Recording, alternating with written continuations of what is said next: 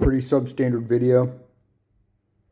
Well, this is, but talking about the video tool, I don't have any good examples of how to use this. I might remake this video if I make one.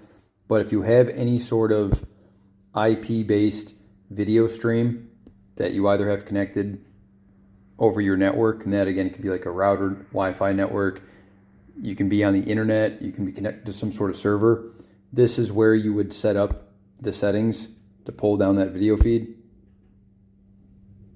So like what kind of connection it is, what the IP address is, what the port is, give it a name, if you need to log into it, whatever. I've done this before, but on like closed networks using IP-based cameras. Hopefully I'll remake this video, give you guys a better example.